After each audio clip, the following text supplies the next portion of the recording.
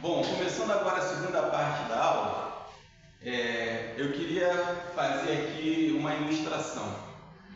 Nós estamos num avião, certo? Está todo mundo no avião, alguns passageiros já desembarcaram, né? Mas a gente seguiu viagem. E aí, eu tenho essa mochila aqui, tá? Que na verdade tem um paraquedas. E eu queria pedir, deixa eu ver quem é Ellen. Ellen vai vestir o paraquedas.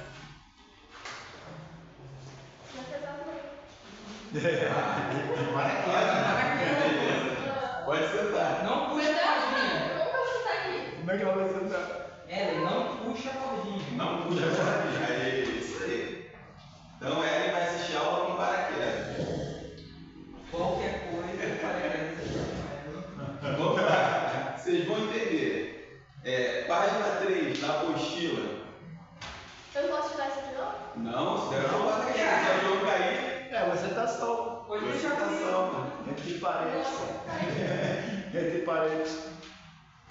Parênteses. A página 3 diz assim: não há salvação sem arrependimento. Não há arrependimento sem convicção de pecados. E não há convicção de pecados sem o confronto com a lei de Deus. Gente, isso aqui é muito profundo. Presta atenção. Não há salvação sem arrependimento. Não há arrependimento sem convicção do pecado. E não há convicção do pecado sem o confronto com a lei de Deus. É a essência desse material que a gente vai estudar, da caravana do arrependimento. E aí, vamos começar aqui pelo arrependimento. Os textos bíblicos dizem assim: arrependei-vos, pois, e convertei-vos, para que sejam apagados os vossos pecados e venham assim os tempos de refrigério pela presença do Senhor. Porque a tristeza, segundo Deus, opera o arrependimento para a salvação, da qual ninguém se arrepende, mas a tristeza do mundo opera a morte. Traduzindo, né? Ele está dizendo aqui o seguinte: quando o arrependimento é dado por Deus, traz a salvação. Mas quando vem o arrependimento, que é algo só da carne do mundo, não é arrependimento, é remorso. Aquela pessoa que faz uma bobagem e diz assim: poxa, eu não devia ter feito isso, mas daqui a pouco está fazendo de novo, ou não houve um arrependimento sincero. Isso é remorso, opera a morte.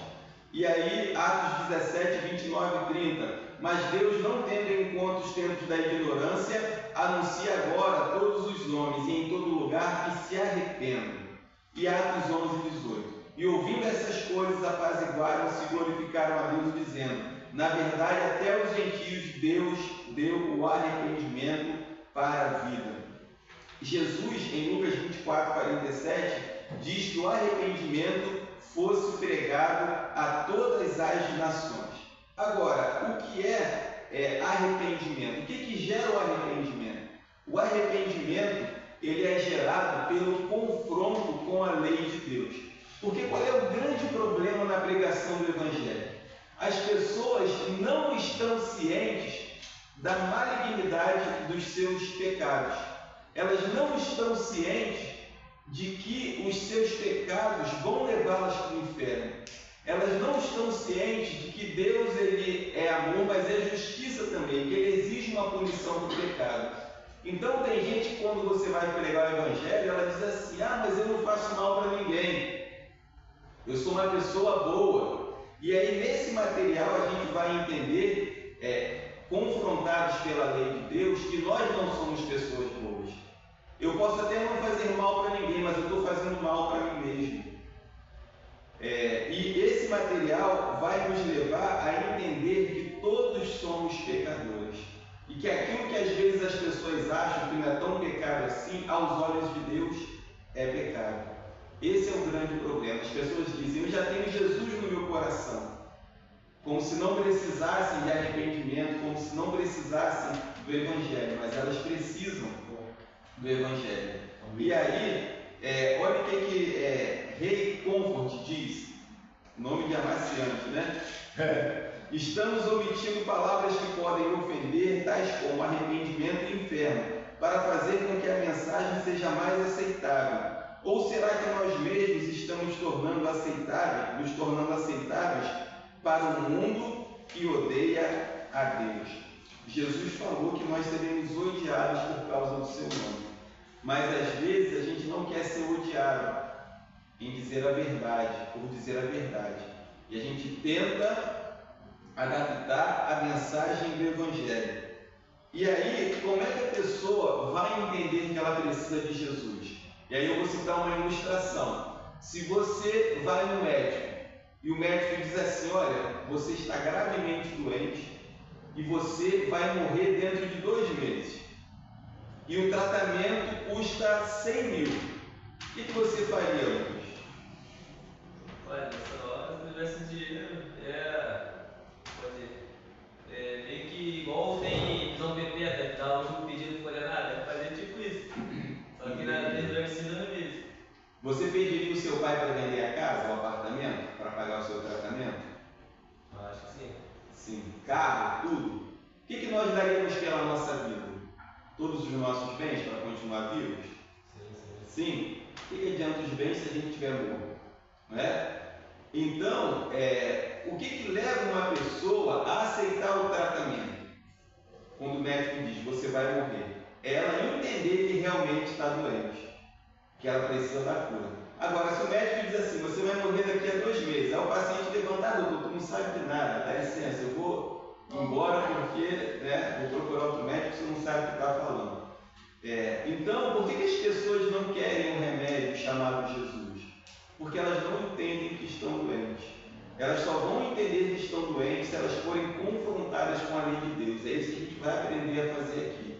Elas só vão tomar o remédio se elas entenderem que estiverem doentes. Senão elas vão conseguir continuar vivendo a sua vida sem se preocupar com a morte e sem entender que podem ir para o inferno. E aí é a mesma coisa. Se você chega num avião e fala assim para os passageiros: olha, eu vou dar um paraquedas para vocês, a saída está ali, o avião vai descer, geralmente voa a 10 mil pés, a 2 mil pés de altura, que é uma altitude que dá para vocês pularem, a porta vai ficar aberta porque a gente pode não conseguir pousar o avião. E se o avião não conseguir pousar, o comandante lá da cabine vai dizer para vocês: façam uma fila na porta, saltem e abram o paraquedas. Se os passageiros entenderem que estão em risco, eles não vão largar o paraquedas por nada, ainda que seja desconfortável. Está desconfortável aí, não está? Esse mochilão pesado nas costas, tem que sentar toda torta. Se os passageiros entenderem que o paraquedas é necessário, vai ficar todo mundo agarradinho lá no paraquedas, só aguardando a hora. Vai para a porta, vai ser uma correria, pulando por cima do outro para ver quem vai saltar primeiro. E ninguém vai abrir mão do paraquedas. Agora, se eu chego num voo comercial, aquele pessoal da primeira classe, o pessoal mais metido, o pessoal com dinheiro, fala assim: veste esse mochilão aí, coloca esse mochilão nas costas, porque vocês vão precisar dele. Se eles acreditarem que vão precisar, eles vão ficar ali naquela poltrona confortável com aquela mochila desconfortável o voo inteiro.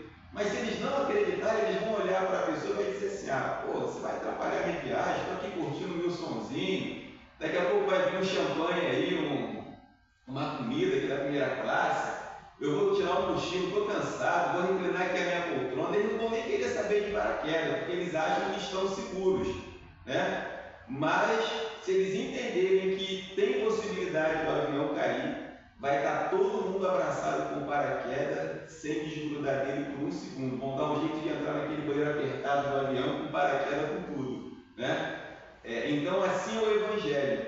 Por que as pessoas, elas às vezes rejeitam a Jesus? Porque elas não sabem que precisam dele. Porque elas acham que estão seguras naquele voo que vai cair, naquele avião que vai cair, vai se despedaçar, elas vão para o inferno, mas elas acham que está tudo bem. Estão lá curtindo o sonzinho delas, sentados na poltrona confortavelmente, sem saberem que estão rumo à destruição. E alguém deu uma descrição hoje do homem moderno. O homem moderno está sentado confortavelmente na poltrona da sua casa, assistindo televisão e vendo as tragédias que acontecem no mundo inteiro, dizendo: graças a Deus eu estou seguro aqui. Mas mal sabe ele que daqui a pouco ele pode sair de casa e uma bala perdida acertar a sua cabeça. Ou que até mesmo o local que ele está pode pegar fogo, pode desmoronar. As pessoas saem de casa e não sabem se voltam. Então as pessoas estão levando a sua vida confortavelmente, simplesmente curtir os prazeres da vida sem se preocuparem porque não entendem que estão numa rota de morte, porque não entendem que os seus pecados os levará para o inferno. E a tarefa da igreja qual é? Confrontar essas pessoas com a lei de Deus, para que elas entendam: eu preciso do paraquedas, eu preciso desse remédio chamado Jesus, né? Eren, pode tirar e deixar você a aula inteira com paraquedas, mas já entendeu a ilustração. Eu costumo fazer o seguinte, só pegar esse gancho que você falou aí, que está muito confortável. Aquelas pessoas que sofrem um estado, né, coisa, eu primeiro oro pedindo que Deus tenha misericórdia dessas pessoas, né, que passam por essa dificuldade. Primeiro oro. E depois eu agradeço a Deus por estar naquele momento tranquilo. Então, primeiro oro pelos que estão sofrendo, e depois agradeço a Deus por ter permitido que eu passasse aquela dificuldade, aquela coisa, né, no estado daquele momento, no sufoco, por exemplo, debaixo d'água, água de cima, entendeu? Aí eu peço misericórdia de Deus. E depois agradeço pelo pouco. Minha casinha pobrezinha, mano, tem nenhuma água. É uma das questões também, pastor, eu acho que muita gente, né, pessoas que não têm entendimento do evangelho, tem aquela coisa que morreu, acabou, né? E isso também é algo assim, muito... Ah, não morreu, acabou. Tem vida pós-morte, não. Aí as pessoas se convencem daquilo e são relutantes com aquilo.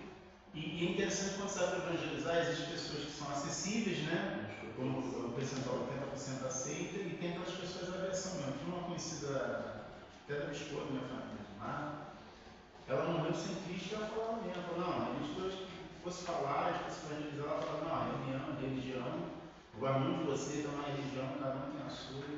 Eu não estou pensando, não. Já era uma pessoa, por exemplo, com uma certa idade, não tão idosa, mas também não era nova. E assim, morreu sem Cristo convictamente. Aí quer dizer, eu, no meu entender, como a Mara frequentava mais, a casa, não conhecia demais, no meu entender, essas pessoas não teve assim, um pleno conhecimento da verdade, do Evangelho. De repente o Evangelho não chegou de uma forma elucidada para a pessoa, de uma forma bem explicada, porque tem pessoas que estão meio do tipo. Tem parentes da minha esposa que o pessoal fala um pouco do cão e fala assim: quando começa a falar de Cristo, só, não, isso aí já corta o assunto, vai visitar o pessoal, já corta o assunto se falar de Jesus, não quer falar de Jesus. Aí quando é parente, tia, ela tem que frequentar, visitar a família e tal, mas tem pessoas que têm uma aversão muito grande, muito grande. São pessoas que não entendem que precisam desse remédio. Exatamente. E aí o pastor fala uma coisa no início da aula, o pastor falando, eu trouxe a minha memória aqui. A gente realmente, para evangelizar uma pessoa, a gente tem que orar mesmo para aquela pessoa, pedir Deus para incomodar o coração daquela pessoa, e ir até aquela pessoa evangelizar, mas já depois de oração, se você realmente lutar pelos seus familiares, porque tem parentes nossos que só tem uma aversão. Pode ser que lá na frente, né, se converta e tal. Mas tem pessoas que, infelizmente... E é um trabalho em parceria com o Espírito Santo. Esse filme aí é um filme de 50 minutos. A gente vai assistir, ele vai durar até mais ou menos o final da aula. Mas ele é muito educativo em relação a essa questão do evangelismo. Até os nossos filhos, né, que assim, nascem, a gente ora porque eles são, mas se eles não quiserem, infelizmente não tem como a gente fazer nada. Verdade, eu tenho isso. E aí, eu vou fazer uma pergunta a vocês. Se a gente saísse hoje daqui e cada um de nós tivesse a chance de ver escrito em cima da cabeça das pessoas o seguinte: você vai para a tua escola, Caio, na segunda-feira, e tem um parceiro lá que você gosta dele, pô, gente boa, teu amigo, aí você vê escrito assim em cima da cabeça dele: faltam 30 dias, 4 horas e 59 minutos para a morte dele. O que você faria sabendo que ele vai morrer daqui a um mês? É complicado, hein? Você faria de tudo para falar de Jesus para ele, não faria? Sim. Se ele não conhecesse. Se ele não conhecesse. Se nós tivéssemos a capacidade de ver o tempo que resta de vida para as pessoas, a pregação do Evangelho seria muito mais urgente para nós. O problema é que a gente se acomoda achando que vai levar tempo, a pessoa vai ter tempo, e às vezes não tem. E aí, esse filme aí vai mostrar isso, tá? E a gente depois vai discutir ele no finalzinho.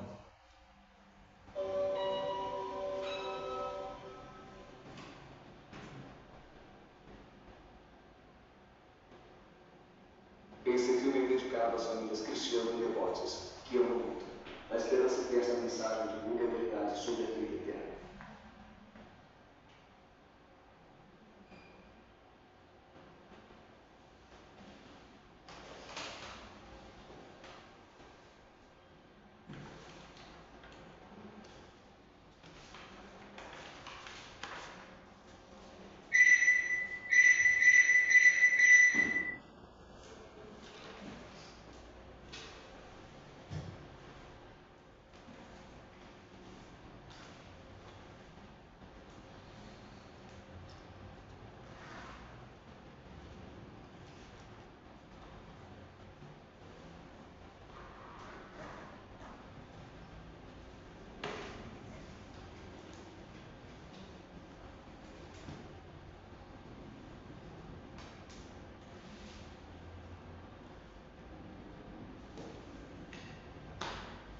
Internet. Mas o que ele colocou ali é muito interessante, aproveitando que ele entrou aí. No senhor eu estava na fila dos velhinhos, né, da prioridade, e tinha um outro senhor, supostamente um pouco mais velho que eu, e estava na outra fila. Aí o cara falou assim, eu vou morrer todo mundo mesmo, certeza.